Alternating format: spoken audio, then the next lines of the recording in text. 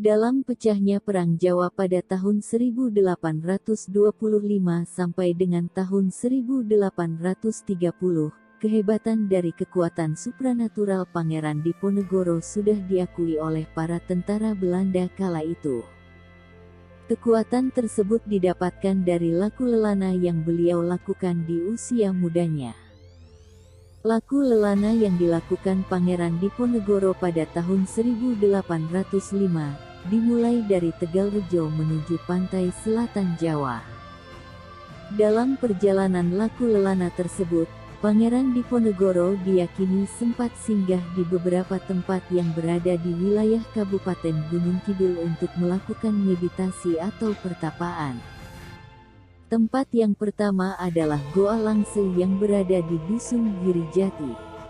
Goa Langse yang letaknya tepat di atas pantai Parangtritis, dipercayai merupakan sebuah taman gaib dari Kerajaan Laut Selatan Jawa.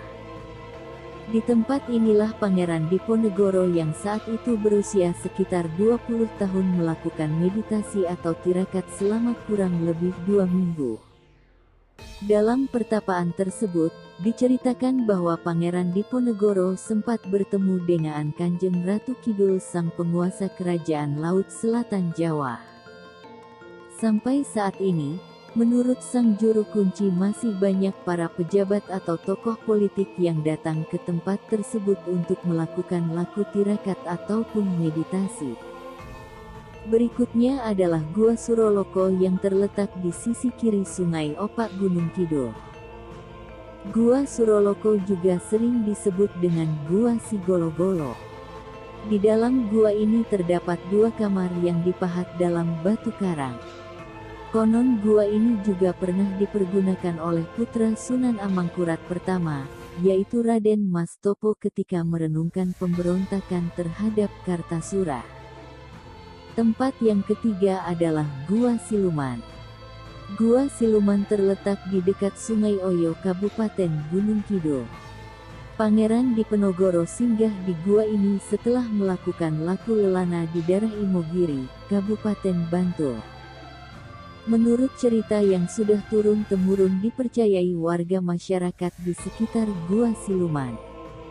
Gua ini merupakan sebuah kerajaan para lelembut yang dipimpin oleh Dewi Genowati. Lokasi persinggahan Pangeran Diponegoro di wilayah Gunung Kidul selanjutnya adalah Gua Rancang Kencono. Gua ini terletak di wilayah Kecamatan Playen Gunung Kidul. Gua ini pertama kali ditemukan oleh 2 laskar Mataram pada tahun 1720. Dikisahkan, gua ini dipakai oleh Pangeran Diponegoro bertemu Sentot Prawirodirjo untuk merancang strategi penyerangan terhadap tentara Belanda. Demikianlah penjelasan singkat tentang beberapa tempat bersejarah yang pernah disinggahi Pangeran Diponegoro di wilayah Gunung Kidul. Semoga video ini bisa bermanfaat. Jangan lupa untuk subscribe channel ini supaya bisa berkembang dan dapat membagikan video lain yang lebih bermanfaat.